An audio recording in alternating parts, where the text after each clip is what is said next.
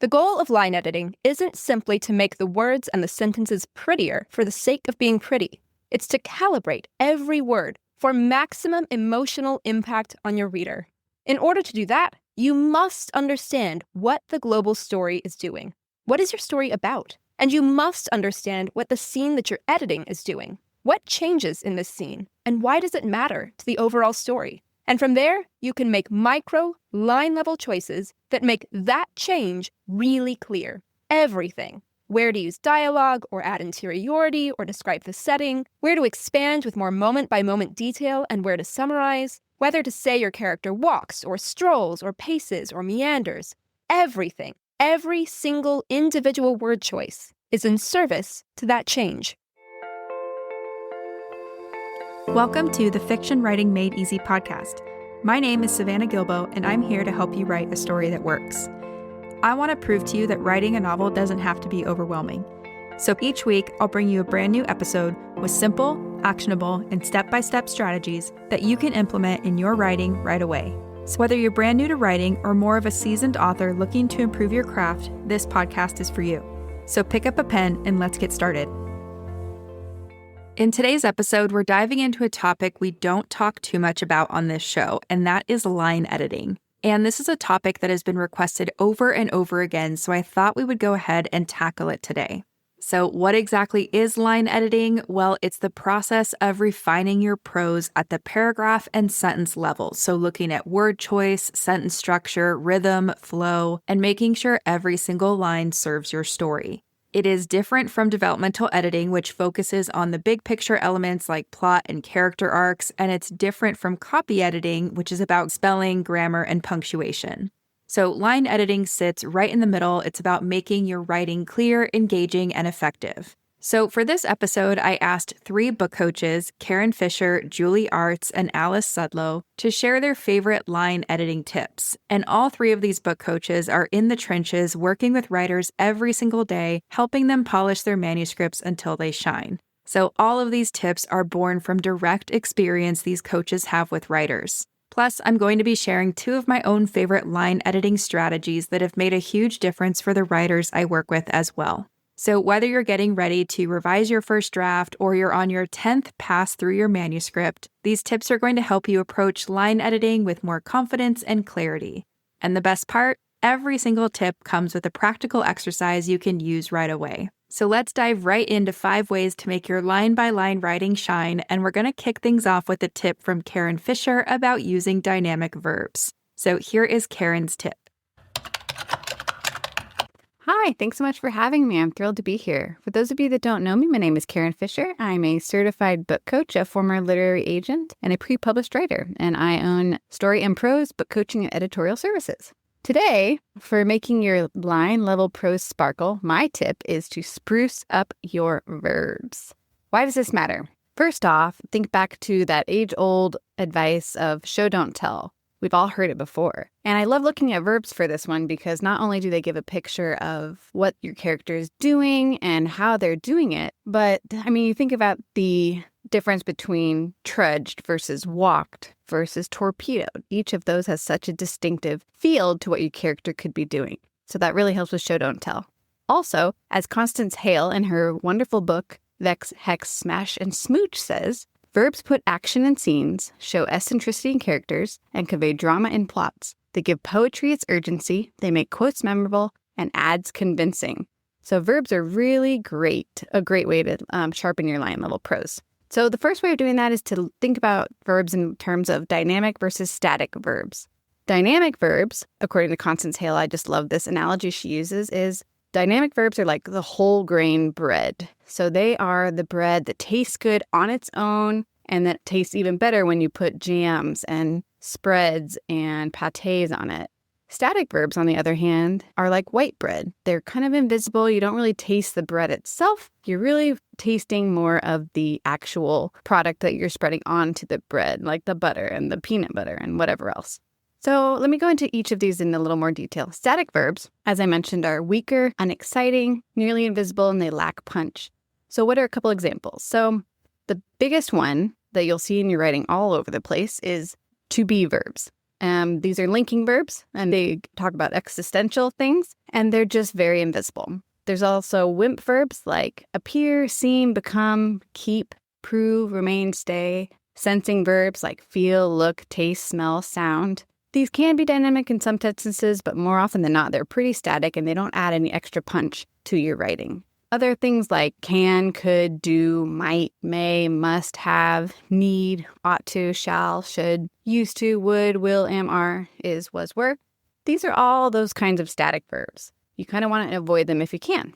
Dynamic verbs, on the other hand, are thrilling, they're vivid, they're animating. They whistle your way, sidle up to you, and demand your action. They create action and vivid images, which is your goal as a writer. So one example I love to give is when you think about a firecracker, one of those little sparklers, think about what does the sparkler do? It crackles, it fizzes, it pops, it snaps, it glows, it sparkles, etc. Right? If you just read something that said, oh, the sparkler is glowing versus the sparkler crackled, which one kind of makes you lean in and picture what's actually happening? So always try to use dynamic verbs wherever you can. I want to read a quick example for you of another way that you can hear dynamic verbs working. This is from a little picture book of poetry called Things to Do by Elaine Magliaro, and I'm going to read a little poem for you. Things to do if you are rain. Polka dot sidewalks, freckle window panes, whoosh down gutter spouts, gurgle into drains, patter around the porch in slippers of gray, tap dance on the roof, then go away. So do you hear how the difference of using those dynamic verbs can really elevate your writing and paint a picture? So try to do that. And one of the ways you can implement this tip is by printing out the first page of your manuscript and circling all of the verbs, especially to be verbs. They are the most bland and plain, and they also lead to passive voice. So circle all your verbs and then work on changing all of the sentences and making those verbs as strong and dynamic as possible. If you do this, you'll create something that sings and paints a vivid picture in your readers' minds. I love how Karyn reminds us that verbs are the engines of our sentences because they really do drive the action forward and create that immediate visceral experience for readers. So thank you so much to Karyn for sharing this tip about choosing dynamic verbs. And for everyone listening, we will link to where you can find and connect with Karyn in the show notes. All right, now next up, I'm going to share my favorite tip in terms of line editing, and that is all about following a hierarchy, because trying to fix everything at once is a recipe for overwhelm. So if you haven't already heard episode number 73 on the 4 phases of editing, which is all about how to revise a novel from the big picture story level issues all the way down to the line-by-line sentence level issues, then I'm going to recommend that episode to you first. And that's because that episode will help you organize your edits if you haven't yet done a big picture edit of your overarching story and your scenes. But let's pretend that you've done that and that you are in fact ready to revise your novel at the line level. The first thing I want to say is that I see so many writers get stuck here because they're trying to make every sentence beautiful before making sure it's clear first. And what I mean by this is there's no point wordsmithing your sentences and paragraphs if it's not clear to the reader what's happening yet. So here's how I want you to think about this. First, I want you to address clarity issues, both emotional and physical. So I want you to ask yourself, can a reader follow what's physically happening in this scene? Do they know where everyone is standing? Can they track who's speaking? And also, can they follow your character's emotional journey? So when your protagonist suddenly lashes out, does the reader understand why? When your character makes a choice that changes everything, have you shown readers that emotional journey that led to that moment? You can also think about it like this. If you showed any page of your story to someone who's never read your entire book, would they be able to picture the basic action and understand why your character feels the way they do? And this is important because if readers can't understand what's happening both externally and internally, then all the beautiful metaphors in the world isn't going to save your story. All right, and then the second thing I want you to do once you're sure that what's happening and why it's happening is clear, then I want you to look at the flow. So this is where you'll check if your sentences are working together to create the right tone and the right pace. So are you slowing down enough in the important moments? And have you sped through any parts that might need a little more breathing room? Is there anywhere you need to condense or collapse time to kind of get to the point quicker? Okay, so we just want to look at the overall flow of each scene and each page. And then third, and only after you've handled clarity and flow, then you can polish your sentences and paragraphs. So this is where you can play with things like word choice, you can eliminate repetition, and yes, you can finally agonize over whether walked or strode is the better verb. Now, a little caveat when you get to this point, when you're polishing up your sentences and your paragraphs, don't be afraid to break the rules in favor of letting your voice shine through. So for example, maybe your teenage protagonist speaks in run-on sentences when they're nervous. Or maybe your hard-boiled detective uses fragments. No matter what it is, that is okay, and in my opinion, voice trumps perfection at the line level in most cases. Not always, and there is definitely a certain balance to aim for, but I do think voice is really important. The key is knowing when you're breaking a rule on purpose versus when you're just being unclear. All right, so if you want to take action on this tip, what I want you to do is take one page of your manuscript and go through it in 3 separate passes. The first pass, I just want you to read for clarity. So can someone follow the basic action and emotion? And I want you to mark anything that might be confusing. In the second pass, I want you to read for flow. So does the pace and the tone match what's happening in the scene?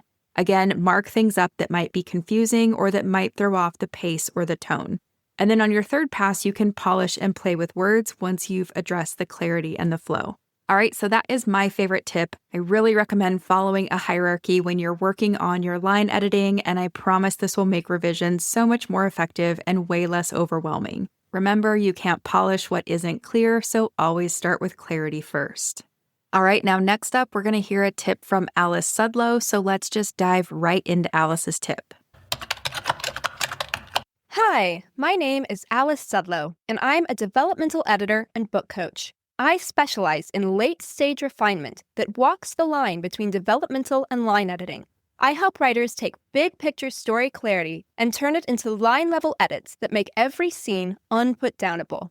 Effective line edits start with a deep understanding of what your story is about in the big picture. The goal of line editing isn't simply to make the words and the sentences prettier for the sake of being pretty. It's to calibrate every word for maximum emotional impact on your reader. That is to say, it's to take what you mean for your book to do and make your book do that thing even more. In order to do that, you must understand what the global story is doing. What is your story about? And you must understand what the scene that you're editing is doing. What changes in this scene? And why does it matter to the overall story? And from there, you can make micro, line-level choices that make that change really clear. Everything. Where to use dialogue or add interiority or describe the setting, where to expand with more moment-by-moment detail and where to summarize, whether to say your character walks or strolls or paces or meanders.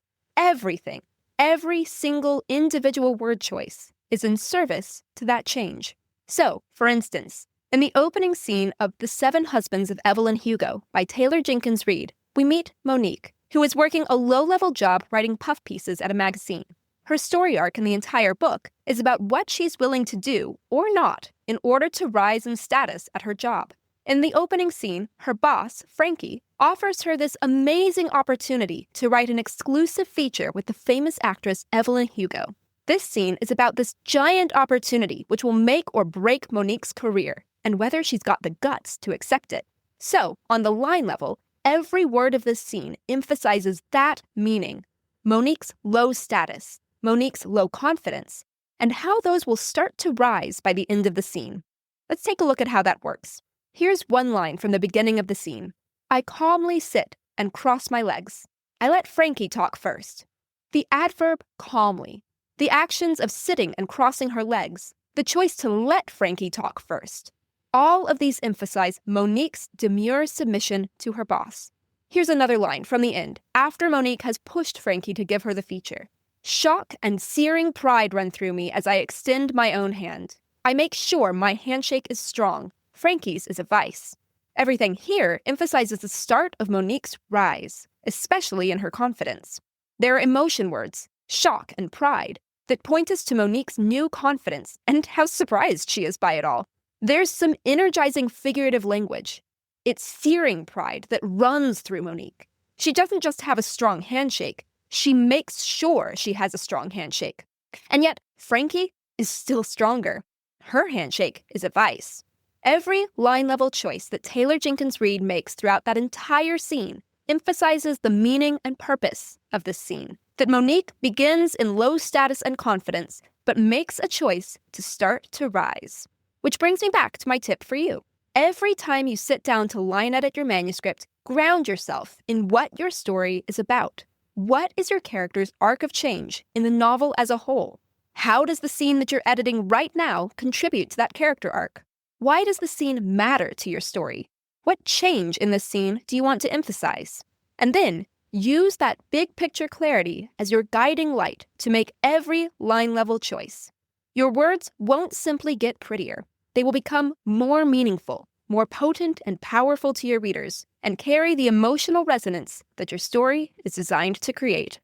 This is such important advice, and Alice is absolutely right that every line should serve a purpose, whether it's revealing character, advancing the plot, or deepening our understanding of the story world. So thank you to Alice for this reminder to ground our line edits in the bigger picture of what our story is trying to accomplish. As always, we will link to where you can find and connect with Alice in the show notes. Now, I'm going to share my other favorite tip, which has to do with creating rhythm through sentence variety, and this is one of my favorites because it can really impact and or change how your prose feels to readers. So what do I mean by this? Well, think about music for a second. What makes a song interesting, or what makes a song stand out? It's not just about the notes, right? It's the rhythm and the way the beats create patterns and then break them, and your sentences work in the exact same way. If you have too many short sentences in a row, your prose feels choppy, like this. See? It's exhausting. It's robotic. Readers can't settle in. But if you only write in long, flowing sentences that meander through multiple clauses and ideas, incorporating various thoughts and observations as they unfold across the page, your readers will feel like they're drowning in words and they'll lose track of what you're trying to say. Right? Big difference in those two examples. And the magic here happens when you mix things up. So short sentences can be used to create punch, they can grab attention, and they're perfect for action or for surprise or for moments when your character's world tilts. And then you can follow with a longer sentence that lets the reader process what just happened and that gives them the space to breathe and settle back into the story. Now, you might be thinking, is there some kind of formula for this? How do I know how many short sentences versus long sentences to use? And unfortunately, there is no formula. I can't tell you just to use 3 short sentences followed by 2 long ones. And the reason for that is because that would make your prose feel just as mechanical as having no variety at all. So instead, you need to let the emotion and the action of your scene guide the rhythm. Let's say your character is panicking, you can use short, choppy, and breathless sentences. Their thoughts are fragmented, so your sentences can be too. If you're writing a moment within a scene where the character is reflecting on a memory or having some kind of peaceful moment, that's when you can let your sentences unspool and you can allow readers to sink into that slower, more contemplative pace. All right, so always think about the action and emotion of your scene and then use that as a barometer for the length of your sentences in any given moment. Also, you can keep an eye out for how you're opening each sentence as well. So you don't want to start every sentence with a character's name or with dialogue or with action. Instead, you want to mix it up so that every sentence feels fresh and purposeful for the reader. Now, if you want to take action on this tip, here is your exercise, and it's kind of a simple one. Read your work out loud. And I really mean read it out loud, don't just read it in your head. And that's because your ear will catch rhythm problems that your eye misses. When you stumble, when you run out of breath, when all the sentences start blurring together, that's where you need variety. So when you're editing, mark those spots and then experiment with the length of your sentences. You could turn 2 short sentences into 1 longer one. You could break that mammoth sentence into smaller pieces. Just play with it until it sounds right. And remember that varying your sentence structure isn't about following rules. It's about creating an experience for your reader. So it's about making them feel what your character feels through the very rhythm of your words. And if you master this, your prose will come alive and you'll be so proud of what you've written. All right, now next up, we're going to hear from Julie Artz. So let's just go ahead and dive right into Julie's clip. Hello, my name is Julie Artz, and I'm an author, editor, and book coach who helps writers like you slay their doubt demons and get their manuscripts reader ready. One of the steps that you need to take before sending your manuscript out into the world is doing a thorough line edit. That's why I'm here today to talk with you about 5 tips for making your line editing shine. Number 1, my best tip for line editing is to read your entire manuscript out loud. You heard me. I know it's hard. It takes a long time. I really highly recommend doing it from a treadmill desk if you have access, and making sure that you have a big bottle of water, because you will lose your voice when you do this step. But there's no better way to find repeated words, extra dialogue tags, and clunky phrasing than to sit down and read your manuscript out loud. Tip number 2, know your junk words. Whether they're filters like she heard, she saw, she felt, or conjunctions like and, but, that, or so, or any words that you know you use too often, now is the time to sit down with Find and Replace and identify them. And the great thing about using Find and Replace is they'll tell you exactly how many times you've used a word. So if you type but into Find and Replace and you find that you've used it 852 times, that's a pretty good indication that you need to go through and do some line level editing to reduce the usage of that word. Another thing that writers are often worried about is how to reduce overall word count, but without cutting all those scenes that you know from doing your developmental editing on structural work need to be in your story. Well, one of the things that I recommend to writers who are hoping to cut maybe 10% from their word count is to look at the opening and closing of your scenes. Most people write their way into scenes a little bit and write their way out of scenes a little bit with some extra padding that when you cut it can reduce your total word count, but without losing a single necessary scene. My 4th tip is to liven up your verbs. It can seem necessary to put in a bunch of adjectives to be really descriptive because editors are telling you all the time, be specific, right? So I'm here to tell you that adjectives are not the best way to do that. Instead, using vivid verbs can really, really help bring your prose alive, but without adding a bunch of purple adjectives. And finally, my 5th tip for making your line editing shine is actually to create a style sheet. And this is something that your copy editor and proofreader will thank you for when the time comes for those final 2 steps in the process. A style sheet is just a document that has the accurate spelling and description of things like locations, names of your characters, and especially any fantasy or world-building elements that are part of your story. I actually start doing that at the very beginning of my drafting process because there's nothing worse than getting halfway through a manuscript and realizing that you have spelled a character's name 4 different ways throughout the manuscript. That can lead to a line editing nightmare, and we want to avoid that. So just create a style sheet that can either be a separate Word document, or I use an extra file in my Scrivener doc to track those names and spellings. And then when the time comes, you can use them to double check your manuscript and make sure that you've gotten everything as consistent as it can be. I hope you found these tips for making your line editing shine helpful. Thanks so much for having me. Julie has given us such a comprehensive toolkit here, and I especially love the advice about reading your work out loud, because your ear really will catch things that your eyes miss every single time. So thank you to Julie for sharing these 5 really practical tips and techniques that writers can start using immediately. If you're listening and you want to connect with Julie, we will include her links in the show notes as well. All right, so whether you're getting ready to revise your first draft or if you're on what you hope is your last pass through your manuscript, I hope these tips will help you approach your line editing with more confidence and clarity. And a big thank you to Karyn, to Alice, and to Julie for sharing their wisdom with us in today's episode. As always, we will link to where you can find them around the internet in the show notes. All right, so that's it for this episode of the Fiction Writing Made Easy podcast. Head over to savannahgilbo.com/podcast for the complete show notes, including the resources I mentioned today, as well as bonus materials to help you implement what you've learned. And if you're ready to get more personalized guidance for your specific writing stage, whether you're just starting out, stuck somewhere in the middle of a draft, drowning in revisions, or getting ready to publish, take my free 30-second quiz at savannahgilbo.com/quiz. You'll get a customized podcast playlist that'll meet you right where you're at and help you get to your next big milestone. Last but not least, make sure to follow this podcast in your podcast player of choice, because I'll be back next week with another episode full of actionable tips, tools, and strategies to help you become a better writer. Until then, happy writing.